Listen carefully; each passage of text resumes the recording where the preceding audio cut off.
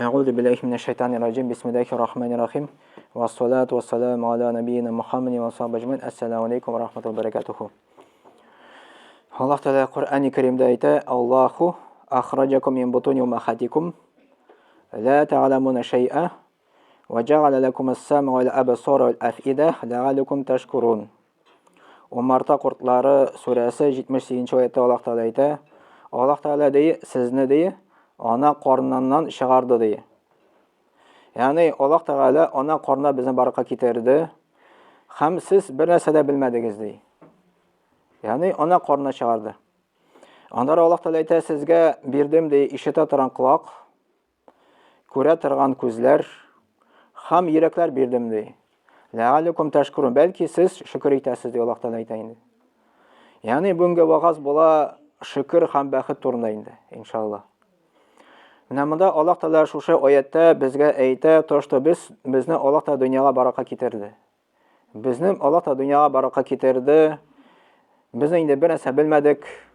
Bizning indi aqlda bulmadı, ayaklarda, kollarda bulmadı. Allah Teala bizni ana qornuna baraka getirdi. Nahl suresi 78. ayette Allah Teala ayette. 78. Ayye. Nahl suresi 78. ayet. Andara Allah Teala ayette: "Ve min rahmetihi." Allah Teala'nın rahmetinden "Ceale lekumul leyl ve nehara litaskunu fihi." Sizge baraka getirdi tünni, baraka getirdi künni. Niçin baraka getirdi tünni? Litaskunu fihi, yol iterişin. Ve litabtahu min fadlihi. Künni niçin baraka getirdi? Allah Teala'nın faziletlerini izlesinler için. Ve le'allekum teşkurun. Belki siz şükür etəsiz Allah Teala ayette. El-Qasas suresi 73. ayet. Şu ayette de bizge Allah Teala iskəçərə ana rahmetinden bulup tura tün, ana rahmetinden bulup tura gün. Eğer de her vakitte de tün bulsa, temperatürü manda bik asqa tüben çəriydi. Eğer de her vakitte de gündüz bulsa, tün bulmasa indi, temperatürü bir katı miner idi. Biz bu dünya yaşay olmasaydık. Tünni Allah Teala baraka getirdim de yol iterişin. Günni baraka getirdim, kasıb iterişin. Allah Teala'nın faziletlerini izlesinler deyip, yani kasıb işin indi. Eğer de her vakitte de tün bulsa biz kasıb ite olmasaydık, eğer de her vakitte de gün bulsa biz yolu ite olmasaydık.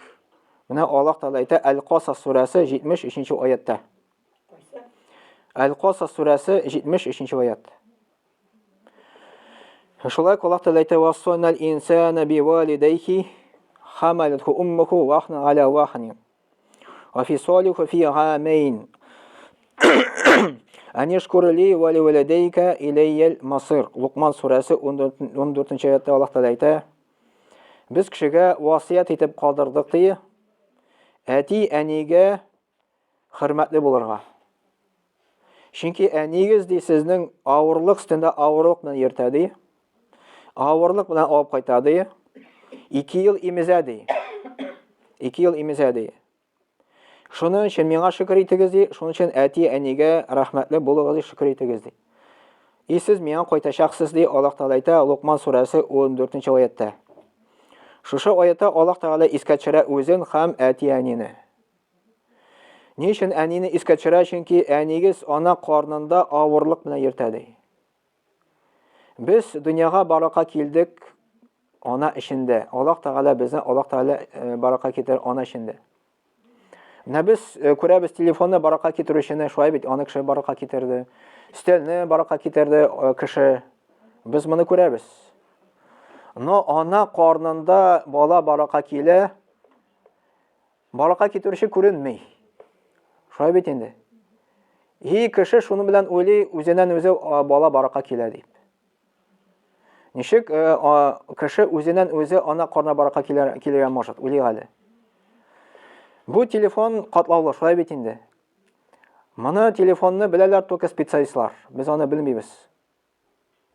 Onun var yasavşı telefonuna indi. Stelini yasavşı var, bu stelini yasavşı var, bu meşitini yasavşı var. Eğer de min aytam iken şu telefonunu özündən özü baraka kildi deyip, bir kim onu yasamadı deyip, biz bit şanmıyız onlar. Qaysası qatlı olarak kişini baraka getirəyə avrak mı, ili telefonunu mu? Kişini bitini baraka getirəyə avrak, şöyle bitini. Нишәпсез без шанабыз, что моны кемдер баракка китерде, кеше үзеннән үзе случайно баракка килде дип әйтәбез. Тогда как безнең күзләребез бар, ишетә торган колакларыбыз бар, йөри торган аяклар бар. Бөтенесе моны бит инде үзеннән үзе баракка килмәде, аны бит инде ясаучы бар, аны баракка китерә Аллаһ Тәгалә аны карнында. Аллаһ Тәгалә монда искә төшерә әнине ди. Ни өчен? Чөнки нигез ди ана карнында авырлык белән йөртә ди. Без инде ират аны белмибез, аны хатын-кыз үзе белә инде. Монда Аллаһ Тәгалә безгә аната ташта хатын-кыз авырлык белән йөртә ди баланы ди. Авырлык белән алып кайта ди. Балаларга шушы аятны укыганда шундый мисал китердем. Менә 3 кило таш алыгыз дип әйттем инде. Аны бүксәгә бәйләгез. 9 ай шуны бәйләп йөрегез.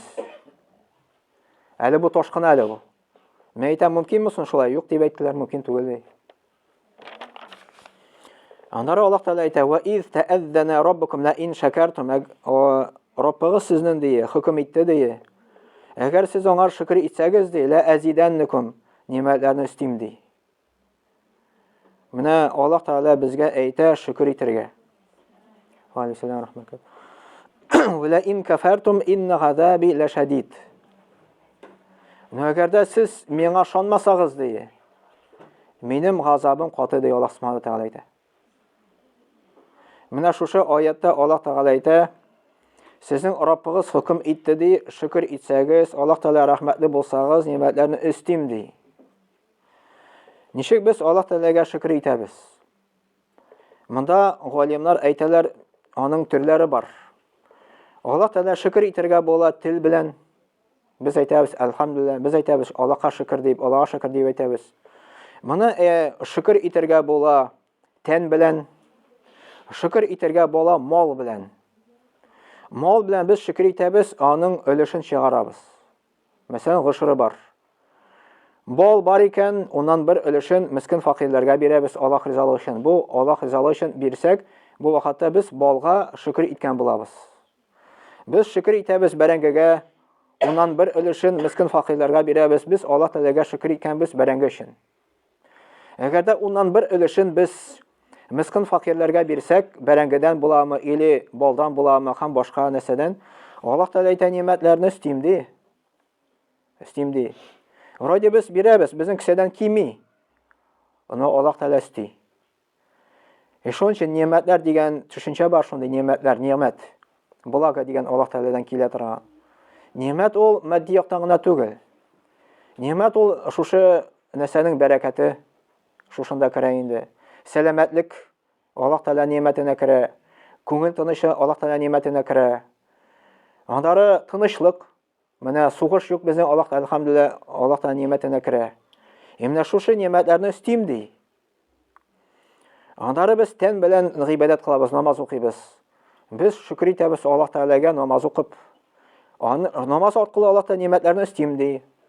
Андары сәламәтлегебез бар безнең, әлхәмдүлилләh. Шуңар без шөкр итәбез, ураза тотып. Ураза тоткач, Аллаһ Тәгалә нимәтләрне үстим ди. Әнди нимәтләр тагын баракка килә. Монда галимнар әйтәләр, әгәр дә син күрәсен ди, үзенең хәлен, тошта синең нимәтләр өстәлми икән, шөкр итәргә кушалар галимнар. Ислам дине галимнары шөкр итәргә кушалар. Әгәр дә безнең нимәтләр өстәлми икән Аллаһ Тәгаләдән, шөкр итәргә кирәк. Шөкр итү иң зур шөкр, галимнар әйтәләр, Аллаһка буйсыну. Беренчесе намазга басу, икенчесе ураза тоту, өченчесе хаҗ кылу, дүртенчесе закатын түләү, байлар мискиннәргә инде. Яндары нинди нимәт үсти? Безгә Аллаһ Тәгаләдән бәхет килә башлый. Безнең төп тормышның максаты нинди? Бәхет. Бәхет. Теге кеше ни өчен эшкә урнаша, ни өчен акча эшли? Чөнки матди яктан тели инде йорт салырга, тели инде машина алырга, тели яхшы йортта яшәргә, бәхет тели. Андары ни өчен өйләнә? Чөнки ул бәхет тели. Хәтта исерек тә бәхетле буласы килә. Ни өчен исерек? Потому что ул бәхетле. Бәхетле буласы килә, шушы ул бәхетне тапты, шушы аракыда. Наркоман, ни өчен ул наркоман? Чөнки ул бәхетле буласы килә. Ул бәхетне шушы наркотикта тапты инде. Аллаһ Тәгалә безгә үзенең динен күрсәтә бәхетле булыр өчен. Ислам динен галимнәр әйтәләр, бүгенге көндә кеше бәхетле булсын өчен дие, Аллаһ белән илемтә җитми икән. Аллаһ белән илемтә җитми. Менә бер хәзрәт вагызында сөйли, опрос ясаганнар дөнья күләмендә. Кешеләрдән сораганнар, синең өчен бәхет нәрсә ул дип. Күп кеше әйткән, минем өчен бәхет дип мәхәббәттә дип әйткәннәр. Кайбер кешеләр сәламәтлектә дип әйткәннәр. Кайбер кешеләр инде путешествие дип әйткәннәр бәхет таба инде. Хәзрәт вагызында сөйли, карагыз ди, әгәрдә моның мәхәббәте югалса ди, моның бәхете югала. Ни өчен күп кеше үз-үзенә кул сала, асылына, чөнки мәхәббәт арткылы үзенә берәнинди кыз таба да, юлана ташлый да, шуның белән асылына, чөнки ул мәхәббәттә күргән була бәхет. Кемдер бәхетне күрә сәламәтлектә. Әмма да бәхеттә, сәламәтлектә анда нидән нимәт бар, но бәхет анда гына түгел. Кемдер уйлый, бәхет була, әгәрдә мәшәкатьләр булмаса, дөньяда инде, теге проблемалар булмаса. Монда Аллаһ Тәгалә Коръәндә әйтә, «Лақад халакна инсана фи кабат». Дөресектә без кешеләрне баракка китердек, тик шуны ди, мәшәкатьтә ди, проблемада ди. Әл-Балад сүрәсе 4-нче аят. Ягъни кемдер уйлый, әгәрдә квартира алсам, яхшы эшкә урнашсам, әгәрдә минем сәламәтлегем булса, все, мин бәхетле булам дип уйлый. Юк, Аллаһ Тәгалә әйтә, ул барыбер мәшәкать булачак, проблемалар булачак. Кемдер уйлый, пенсия чыктым, проблема бетә дип, юк, проблема наоборот арта әле. Пока кеше дөньяда яши, проблемалар бетми, мәшәкать бетми. Чөнки Коръәндә Аллаһ Тәгалә әйтә, без кешене баракка китердек ди, мәшәкатьтә ди, проблемада ди.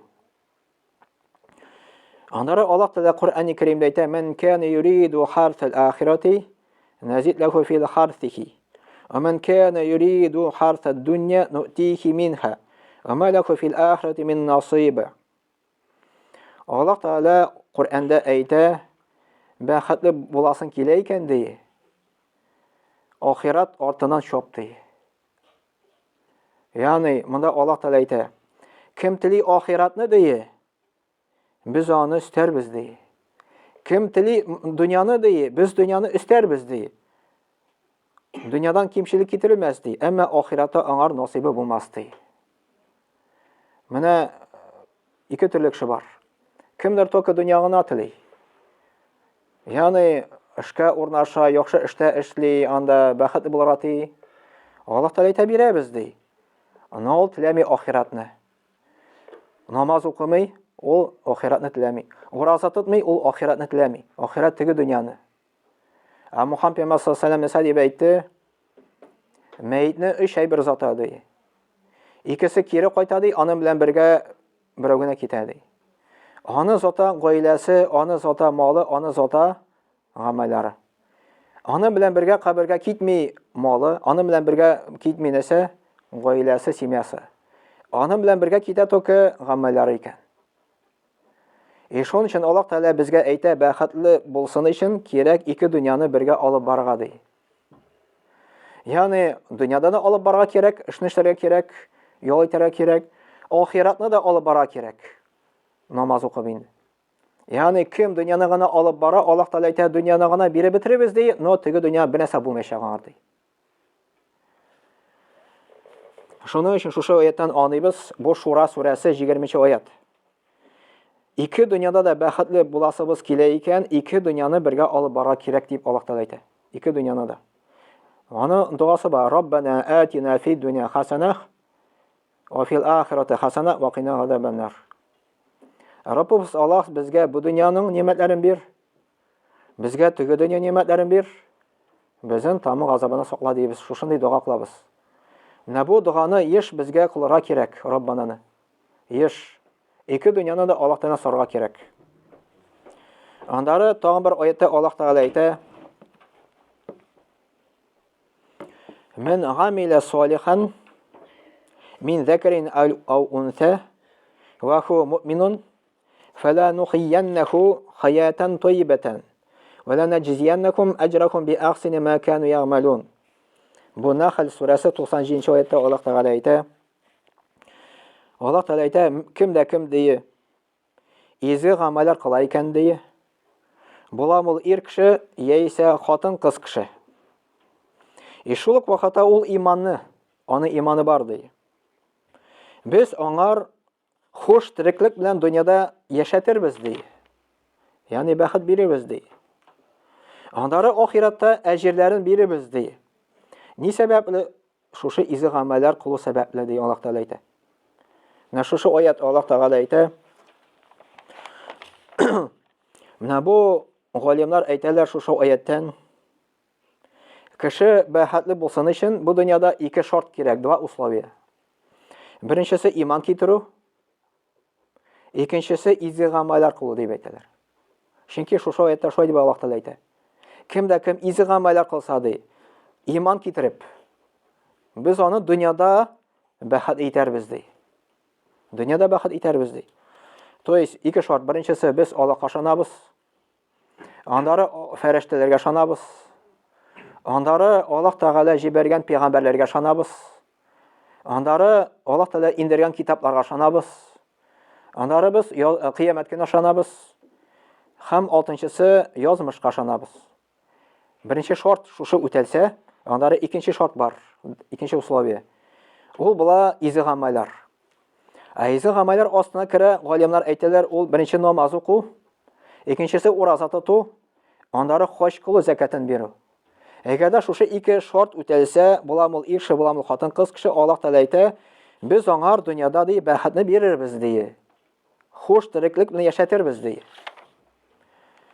Менә шушы аят Аллаһ Тәгалә безгә вәгъдә итә. Менә бер хәзрәт шундый мисал китерә. Әгәрдә кеше ди авырса, ул врачка бара бит инде. Районный больницага бара. Районный больниста әйтәләр, дальше бар ди, Кировка бар дип әйтәләр. Кировтан Мәскәүгә җибәрәләр. Әгәрдә лечить итә алмыйлар икән. Килә ул Мәскәүгә мәсәлән профессорга, врачка, үзе белән тотып алып килә, теге книжка инде, который врачлар язганнар, анализлары белән килә. И врач, профессор карый моны. И әйтә икән, монда операциясыз булмый дип әйтә. То есть моңа кирәк обязательно операция. И шушы профессорга ничә процент без шанабыз ди. Бер хәзрәт сөйли. 98% шанабыз ди. Потому что ул бит профессор, зур дәрәҗәле кеше, ул гыйлемне без үзебезне аңар тапшырабыз. Ул операция ясый. Аны Аллаһ Тәгалә әйтә Коръәндә. Нәрсә ди? Аллаһка ышан ди. Изге гамәлләр кыл ди. Намаз уку ди, ураза тот ди. Бәхетле булырсың ди. И без ничә процент Аллаһка ышанабыз. Профессорга 98% ышанабыз, Аллаһка ничә процент ышанабыз микән? Әгәрдә кешеләр 98% Аллаһка ышанса, монда мәчет хәле тулы булыр. Бөтен намазга килер, бөтен ураза тотар.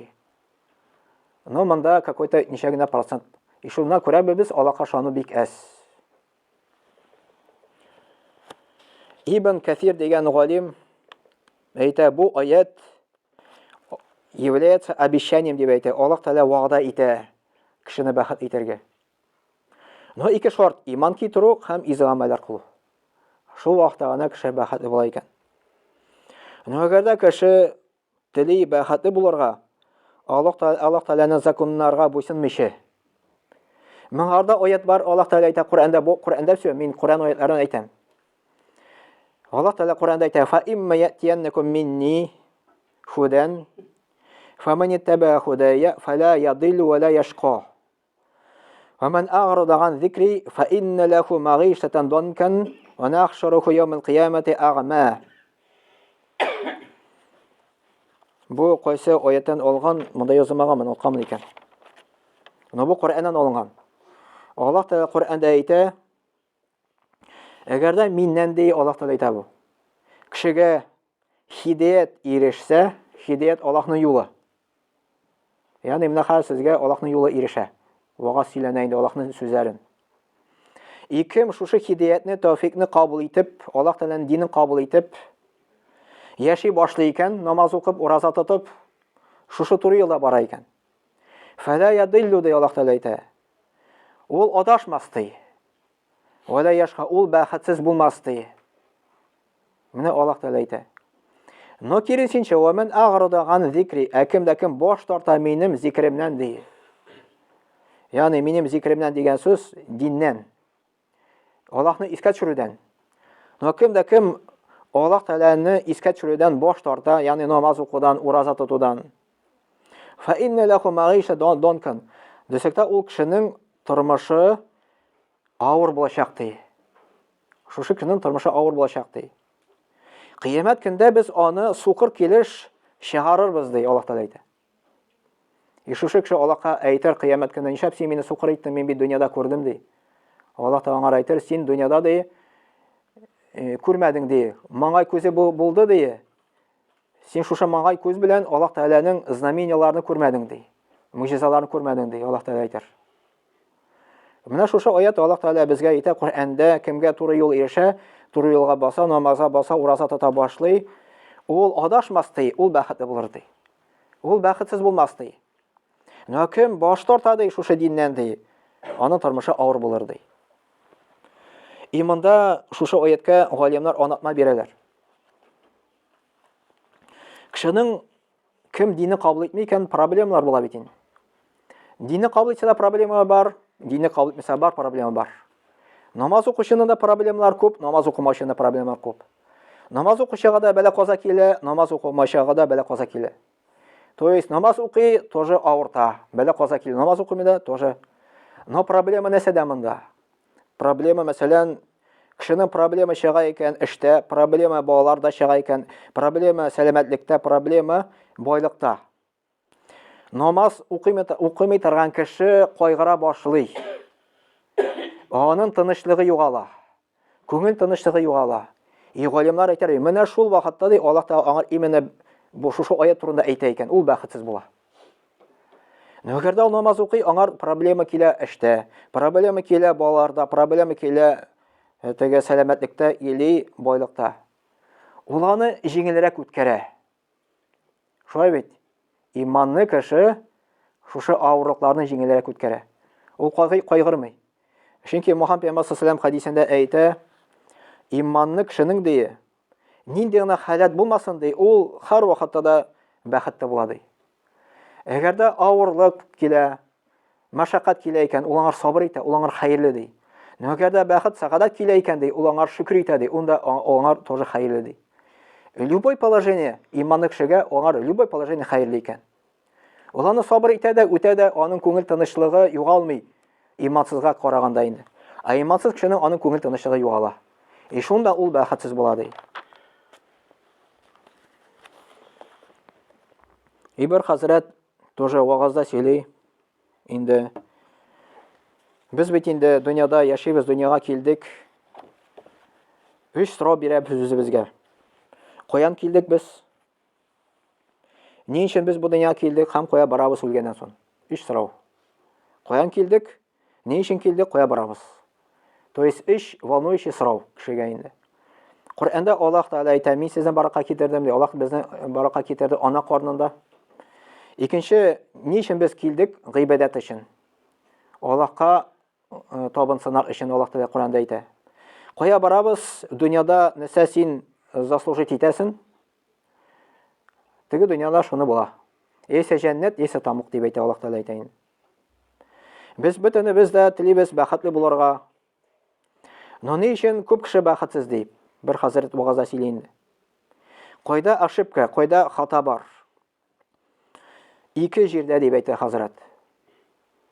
Беренчесе, дөрес аңламау бәхетне, неправильное понимание счастья дип килә инде. Икенчесе, дөрес юлны сайламау. То есть, галимнар әйтәләр, то есть, менә бу зур гыйлемле хәзрәтләр хата кайда ди, нишләп без бәхетсез ди? Без дөрес аңламыйбыз бәхет нәрсә ул. Икенчесе, дөрес юл сайламыйбыз бәхетлеккә.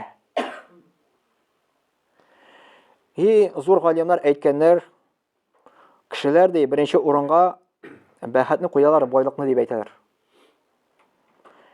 Да байлык ул акча ул кирәк. Ул что-то дип әйтә, но ул бөтен әйбер түгел. Это не все дип килә инде. Акча кирәк ул. Но акчага табынырга кирәкми дигән. Акча ул безнең йөрәктә булырга тиеш түгел. Акча ул безнең кесәдә булырга тиеш. Бер хәзрәт тоже вагызда Сили Кул Шариф мәчеттә эшләүче Рамил хәзрәт Юнусов. Кул Шариф мәчетенә ди электән инде күптән бер кеше килде дип әйтә инде. Бер кеше килде ди. Тоже проблемасы булган инде. И шушы проблемасын тыңлагач ди, хәзрәт әйтә, "Ананым, синдә нинди проблема?" дип әйтә ди. "Синең байлыгың бар, шушы байлыкны ди йөрәктән ал ди, кесәгә тык" дип әйттем ди. Ягъни күп кеше байлыкны йөрәге белән бик каты ярата инде. Байлыкка табына. И шул аркылы ул бәхетсез була. Ул акчаның кулына әйләнә инде. Мөхәммәд пәйгамбәр саллаллаху алейхи ва саллям шулай дип әйтте бит. Бәхетсез ди динар кулы ди, акча кулы ди. Бәхетсез ди кием кулы ди. Әгәр дә шушы динар, ул кием, аңар акча бирелсә ди, ул сине ди, бирелмәсә ул кайгыра ди. Ул бәхетсез ди. Именно кем байлык өчен яши? Хәзрәт әйтә инде. Баласы үскәч, баласы тәрбиясез кала. Ул бит инде вакыт булмады баланы тәрбияләргә. Андары шушы байлык өчен ди, аны сәламәтлеке бетте ди. Гомер буе байлык артыннан куды бит инде. Намазы да юк моның, уразасы да юк. Теге дөньяга күчәсе бар, картайды инде. Все, моны бәхете юк. Байлык өчен яшәде, байлыкны теге дөнья алып китә алмый бит инде аны. Разве бу бәхет дип әйтә хәзрәт инде. Менә халык беренче урынга куя бәхетне именно байлыкка дип сөйли. Байлыкны. Икенче урынга куялар кешеләр знаменитость. Знаменитостьны инде. И хәзрәт әйтә кай вакытны ди безнең балаларыбызны тәрбиялиләр сәхнәдә. Шулай бит инде мәктәпкә сәхнәгә бастыра кирәк. Бер хәзрәт әйтмеш нишәп токарны без тәрбияләмибез. Нишәп реклама ясамыйбыз токар булырга, или слесарь булырга, или мәсәлән инженер булырга. Тәрбиялибез ди, аны сәхнәгә менгезергә дип әйтә инде.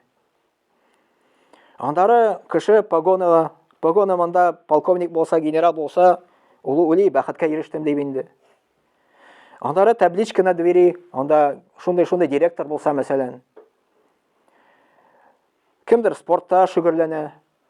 Әлбәттә, безнең динебез аны тыймый, пожалуйста. Моны тыймый.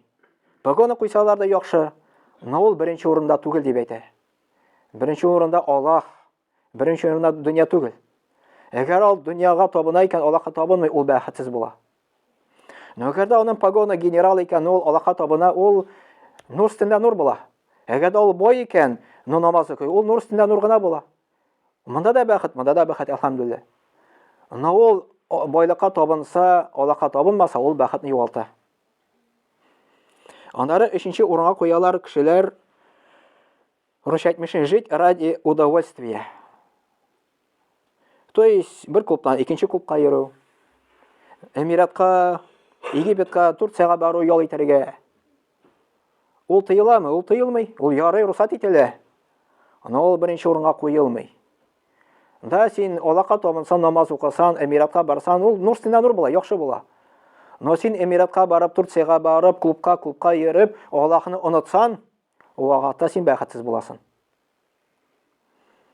Менә шушы галимнар әйтәләр, дөньяда 3 шир бар.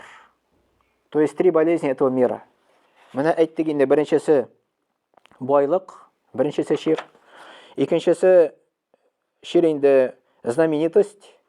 Өченчесе шир инде жить ради удовольствия инде. Но хәзрәт әйтмешли, шундый закон бар, дөньяда Аллаһ куйган. Әгәр дә бөтен байлык сиңа бирелсә, бөтен дөньяның байлыгы сиңа бирелсә, Аллаһ Тәгаләнең шундый кануны бар, законы бар. Кеше шушы байлыкның рәхәтен сизәчәк ровно настолько дигән күпме аңар Аллаһ ача. Ада ул 2-3 этажлы йортта яши. Но йортына кайтасы килми, бәхет булмаса инде. Бәрәкәте юк. Аның балалары бар, балалары белән талашып беткән, бәрәкәте юк. Ни сәбәпле? Чөнки Аллаһ бәрәкәт бирми, Аллаһ бәрәкәтен алган. Балалар да биргән. Бу Аллаһ бирә бит инде. Байлыкны да биргән, бу Аллаһ бирә бит инде. Но бәрәкәтен алган. Байлыкның рәхәтен күрми. Менә бит, мәсәлән, әгәр дә кеше шундый авырту белән авыртса икән, тәмен сизми икән. Аңар ни дигәндә тәмле ризык бирмәсен мондаймы? Ул шушы ризыкның тәмен сизми бит инде. Шулай бит. Әле ашау бер нимәт, ашауны чыгару әле икенче нимәт бар. Менә без ашыйбыз, ашауны чыгараса да бар бит әле. Теге бер хәзрәт китабында язган, Юсуф хәзрәт Дәүләтшин китабында бер мисал китерелә инде. Элекке заманда шундый мусульман патша яшәгән. Шушы патша үзенә хезмәтчеләрне алган теге мудрый кешеләрне инде, хикмәтле кешеләрне. И бер хезмәтчегә әйтә икән: "Миңа бер стакан су алып кил әле." Ул стакан су алып килә. И ул бит инде мудрый кеше, хикмәтле, аңар сорап бирә инде. "Я хуҗа дие, әгәр дә син менә сусыз калсаң, менә синең суың юк бер каяда, мәсәлән, чүлдә була белә, башка җирдәме? И сиңа шушы бер стакан су гына кала икән. Сиңа икәнеме? Син шушы стакан суны сатып алыр өчен күпме байлыкны бирерин?" дип сорый инде. Теге ули да ярты байлыкны бирерим ди. Чөнки байлык нинди файда бирә аңар, әгәр дә ул үлә икән хәзер, су булмаса. Андары бу аны ишеп куя. Ишеп куйгач, "Я хуҗа дие, менә син хәзер иштин, шушы эшкән әйберне бит чыгарасы бар, туалетка барасы бар. Шушы әйберне чыгарырга тилмерсән, чыгара алмасан, чыгарыр өчен күпме байлыкны бирерин?" ди. "Ну, бөтен байлыкны бирим" ди. И андары шушы слуга әйтә: "Алайса синең дие, бөтен байлыгын дие, бер стакан сидеккә дә тормый икән" ди. Менә уйлап карыйк, менә ашау бер нимәт, әле ашушы чыгару әле икенче нимәт бит әле. Ишеннән дә шулай, мәсәлән, кемдер тилмерә запор белән. Запор белән тилмергәч ничек? Җиңел нәрсә түгел бит. Кемдер аденома белән, простатит белән тилмерә, тоже бит җиңел нәрсә түгел. Бу безнең зур нимәт. Тоже бер хәзрәт вагызында сөйли, мен аны сезгә сөйләдем. Десятка бар дип әйтә инде миллиардер дөньяда. И Аллаһ Тәгалә берсенә ди шул хәле күп нимәт бирде ди, байлык бирде ди. Ул байлык эчендә яши инде. Но бер нимәт алды ди, ул бәдрәфкә йөри алмый, ул бәдрәфкә йөри кататар белән дип әйтә инде. Шушы бай кеше әйтә икән, шушы кататарны алып куяр өчен бөтен байлыкны бирим дип әйтә. Менә бу, оказывается, без бик бай. Күзебез күрә, колакларыбыз ишетә, аякларыбыз йөри, бәдрәфкә йөри алабыз. Шөкер итәргә тиешбез Аллаһка, әлхәмдүлилләh. Имамында безнең вакытыбыз ничәдә? Субханаkallah бихамдик, ашһаду ан ла илаха илля анта, астагфирука ва атубу илейк. Шун белән булды. Бер генә минут калды, иншаллах.